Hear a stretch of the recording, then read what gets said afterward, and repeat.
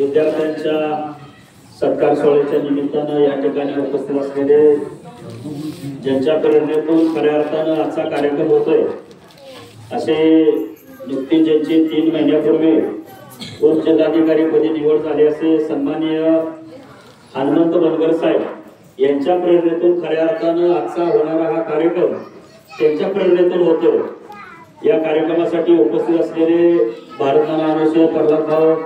त्याचबरोबर राजभाऊ डेरे, त्याचबरोबर बापूनाना बनगर, त्याचबरोबर बीजी बनगर सर, गणपादा वस्ताजी डेरे, अजितदादा डोंगर आपले नेते सन्माननीय आगतराव बापू, परत ब्रह्मदेव शिंगाडे, कृष्णा इनामदार डेरे, बीजी बनगर साहेब, त्याचबरोबर सर्व माता भगिनी आणि सर्व म्हणजे ज्यांचं नाव घेऊन असे सर्व आपण कोल्हापुराचे सर्वच आणि त्याच पद्धतीनं सर्व महिला वर्ग आणि ज्यांचा आपण खऱ्या अर्थानं या ठिकाणी सत्कार सोहळा आयोजित करण्यात आलेला आहे असे इयत्ता 10वी आणि 12वीचे सर्वच्या सर्व विद्यार्थ्यांचं प्रथमतः बनगरवाडी ग्रामस्थांच्या वतीनं आपण एक यशस्वीरित्या 10वी आणि 12वीचं शिखर सर केलं त्याबद्दल तुमचं टाळ्याच्या गजरामध्ये प्रथमतः आपण सर्वांनी त्यांचं स्वागत करावं अशी मी त्यांना विनंती करतो। खरं तर मगाशी बापूनानाने भारतनानाने सांगितलं की शिक्षण हे वाघिणीचं दूध आहे, जो कोणी पेन तो गुरगुरल्याशिवाय राहणार नाही। परंतु हेमरत्न डॉक्टर बाबासाहेब आंबेडकरांनी खऱ्या अर्थाने या असणाऱ्या गोष्टीला फटा देऊन आपण बऱ्याच वेळा म्हणतो की आमच्या घरी शिक्षणाला गरिबी आडवी येते, पण कुठल्याही पद्धतीची गरिबी आडवी येत नाही। जरी मगाशी अजितदादा म्हणलं की माझं शिक्षण कमी आहे तर राजकारणामध्ये अजितदादा शिक्षण कमी असलं तरी चालतं, कारण त्याचं उदाहरण म्हणजे वसंतदादा पाटील। ते वसंतराव होते, तुम्ही अजितदादा आहे, दोघांच्या नावामध्ये दादा आहे, त्यामुळे अजितदादा राजकारणाला शिक्षण लागत नाही, त्यामुळे तुम्ही त्या असणाऱ्या क्षेत्रामध्ये अग्रेसर व्हावं। आणि आजचा हेतू एवढाच होता की 2 दिवसांपूर्वी 10वीचा निकाल लागला, त्याच्या अगोदरच्या 8 दिवसांपूर्वी 12वीचा निकाल लागला आणि कलेक्टर साहेब हनुमंत बनगर सरांनी फोन केला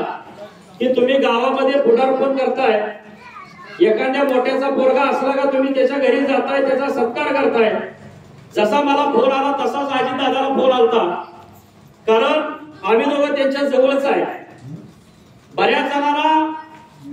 वाटलं की मी एखाद्याच्या घरी जाऊन सत्कार करत तो पालक खुश होईल, परंतु बनगर साहेबांचा फोन आला आणि बनगर साहेबांनी सांगितलं की तुम्ही एकट्याच्या घरी जाऊन सत्कार न करता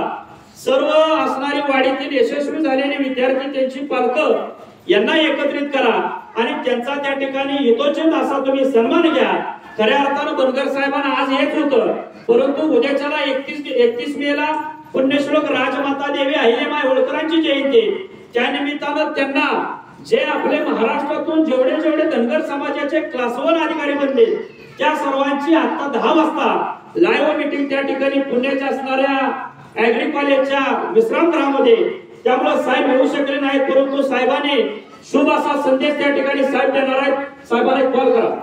शुभ असा संदेश आपल्याला सर्वांना साहेब देणार आहेत। तर खऱ्या अर्थानं बघितलं गेलं तर एखादा गरिबीतून माणूस शिक्षण घेतो आणि त्या शिक्षणाचा वटवृक्ष होतो आणि वटवृक्ष झाल्यानंतर आपोआपच पुढे जावा, परंतु पाठीमागे वळून पहा। त्या पद्धतीनं मी या भागातील एक अधिकारी झालो असलो तर माझ्या बरोबर असणारे माझे युवा असणारे मुलं जे आता 10वी पास होणार आहेत, 12वी पास होणार आहेत, त्यांच्याही पाठीवरती एक शब्बासकीने कौतुकाची थाप द्यावी म्हणून या ठिकाणी काल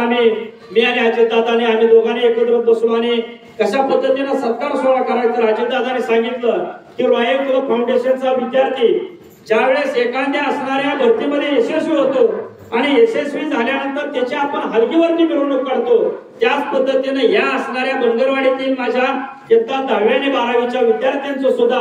आपण हलगीच्या निनादामध्ये त्या ठिकाणी त्यांचा सत्कार सोहळा करूया। आणि त्या ठिकाणी काल आमचं ठरलं आणि 12 तासाच्या अगोदर आज आम्ही या ठिकाणी पांडुरंगाच्या साक्षीनं, विठोबाच्या साक्षीनं, बाळूमामाच्या साक्षीनं आज आम्ही सर्व माता भगिनी गावातील असणारे आपले सर्व प्रतिष्ठित मंडळी आणि त्याचबरोबर या कार्यक्रमासाठी खास करून बाजीनाना बनगर, बाजीनानाचं क्षेत्र बघितलं 24 तास बाजीनाना धावपळीत असतो, पण बाजीनाना सांगितलं की थोडं आजच्या दिवस थांबावं लागतंय, कारण 2 वर्षानंतर आदेश सुद्धा सत्कार आम्हीच घेणार आहे, त्यामुळं त्या ठिकाणी थांबावं लागलं। खऱ्या अर्थानं बघितलं गेलं तर मोडून पडला संसार तरी मोडला नाही का ना, मोडून पडला संसार तरी मोडला नाही का या विद्यार्थ्यांच्या पाठीवरती हात ठेवून आपण सगळ्यांनी फक्त त्यांना लढ म्हणा या उक्तीप्रमाणे आपण त्यांना खऱ्या अर्थानं मगाशी म्हणलं की अजितदादा तुम्ही म्हणला की बनगरवाडीमध्ये कोणी मागं नाही काय नाही राजकारण करणाऱ्याला पाठिंबा लागतो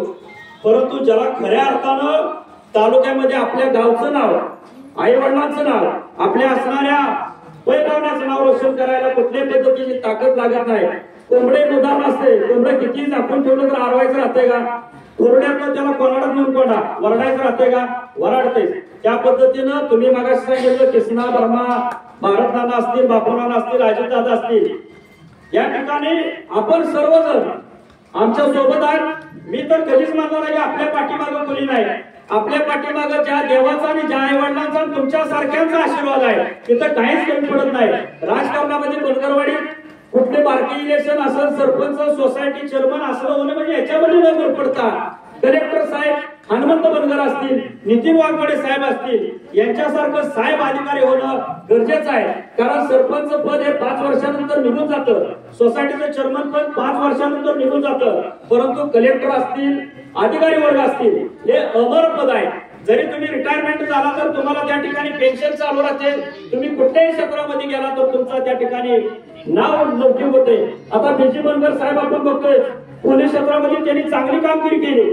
खऱ्या अर्थानं बघितलं गेलं तर ज्यावेळेस आम्ही 2री 3री नव्हतो दाखवला आमच्या घराच्या कडेने मेंढरं पळायची घराच्या शेजारी मराठी शाळा होती आणि त्या ठिकाणी मेंढरं पळायची पांढरे मेंढरं पळून झाल्यानंतर कैलासवासी शंकर बनगर सर